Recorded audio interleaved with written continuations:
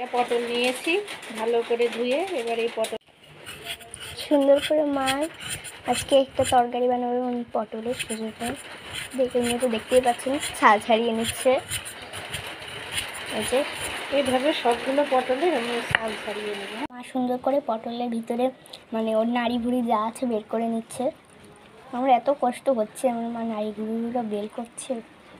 দেখো করে তো মান সম্মান আছে। এইভাবে প্রত্যেকটা এইভাবে ফাঁকা করে নিয়েছি, ঠিক আছে? প্রত্যেকটা এইভাবে ফাঁকা করে নিয়েছি। কিশমিশ কেটে নিচ্ছে ছোট ছোট করে। কিশমিশগুলো ছোট ছোট করে কেটে নেব।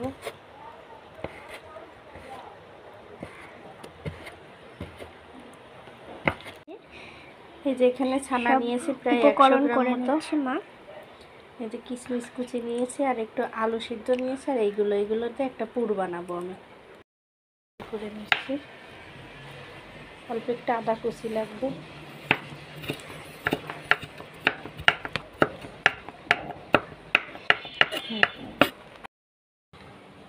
এই যে এখানে দিয়ে দেবো 1 চামচ ঘি, দিয়ে দেবো একটু জিরে। এক হাতে ভিডিও করছি, এক হাতে রান্না করছি তো, এবার একটু জিরে।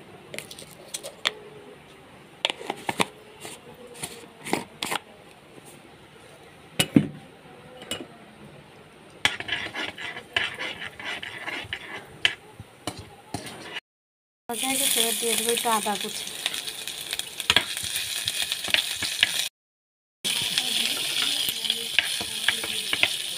কয়েক মাস আগে কেনা কিশমিশ ঘরে থেকে এরকম কালো হয়ে গেছে। এটা এখানে একটু ঝালের গুঁড়ো দিয়ে দিয়েছি। এখানে দেবো একটু হলুদ গুঁড়ো, স্বাদ মতো। নাড়িয়ে দিয়ে দেবো এখানে পটলের এই অংশটা। কেউ যদি এই অংশটা পছন্দ না করেন দেবেন না।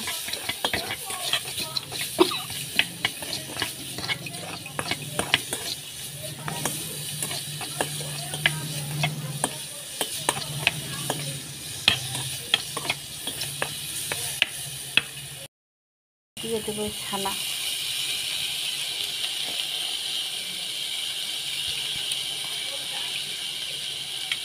আর দিয়ে দেবো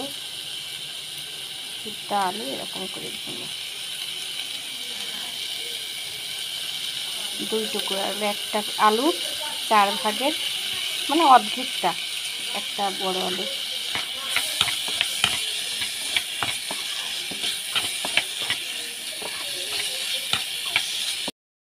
এবারে এর মধ্যে দিয়ে দেবো 1 চামচ চিনি। নিরামিষ তরকারি একটু মিষ্টি মিষ্টি হলে খেতে ভালো লাগে। গরম মশলা গুঁড়ো।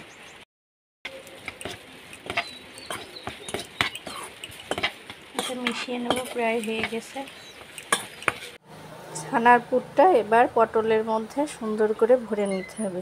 এই ছানার পুর না দিয়ে আপনারা চিংড়ি মাছের ছোট ছোট করে কুচি কুচি করে এইভাবে চিংড়ি মাছের পুর ভরেও দিতে পারেন। এবার এই যে এইভাবে সবগুলো পটলে ভরে নিতে হবে, তবে একটু কম ভরতে হবে, বেশি ভরলে ভাজার সময় বের হয়ে যাবে। নিলাম একটা, এর মধ্যে আছে একটু গোলমরিচের গুঁড়ো, জিরে গুঁড়ো, ধনে গুঁড়ো, ঝালের গুঁড়ো, হলুদ, নুন আর আদা বাটা দিয়ে একটা মশলা তৈরি করে নিলাম। আর দেবো একটু সাদা তেল। এটা একটু তেল তেল হবে, তেল বেশি লাগবে। দিয়ে দেবো সামান্য একটু নুন।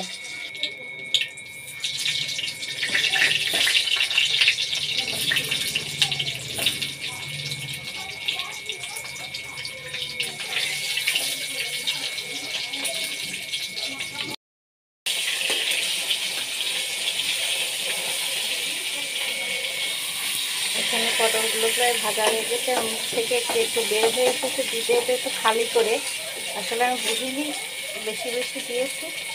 তেল দিয়ে নেব। তেলটা আসলে পটলটা ভাজতে গিয়ে একটু ফুটে পুর বের হয়ে এরকম কালো কালো হয়ে গেছে। পটল ভাজলে এমনি তেল কালো হয়ে যায়। এবার একটু জিরে ফোড়ন দেবো।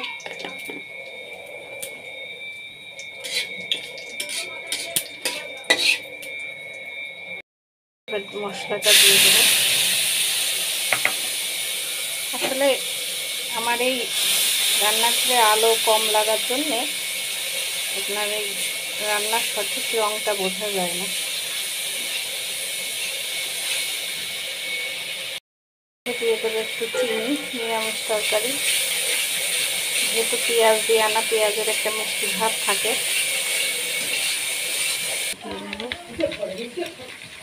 এটাকে ডিম বলে, ডিমটা এখন এর মধ্যে দিয়ে দেবো।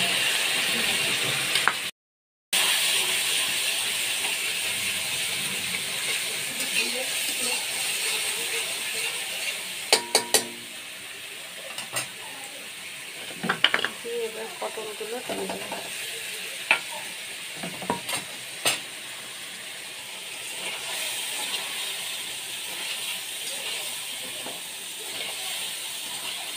পটলগুলো দিয়ে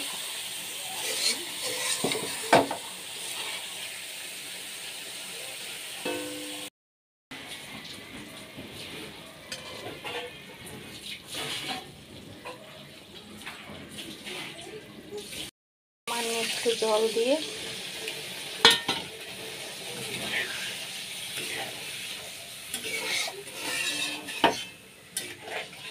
ঢেকে দেবো। ফুটে উঠছে, এবার এটা আমি ঢেকে দেবো।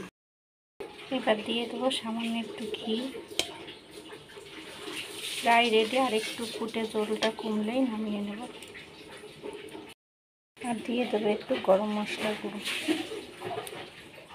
দিয়ে দমে দিয়ে আর কিছুক্ষণ জ্বালিয়ে নামিয়ে। এই যে হয়ে গেছে, একটু মিষ্টি মিষ্টি। আপনারা চাইলে ঝাল ঝালও নামাতে পারেন। এটা পেঁয়াজ রসুন দিয়েও রান্না করা যায়। আমি একদিন আমিষ করে রান্না করে দেখাবো, খেতে অনেক সুন্দর।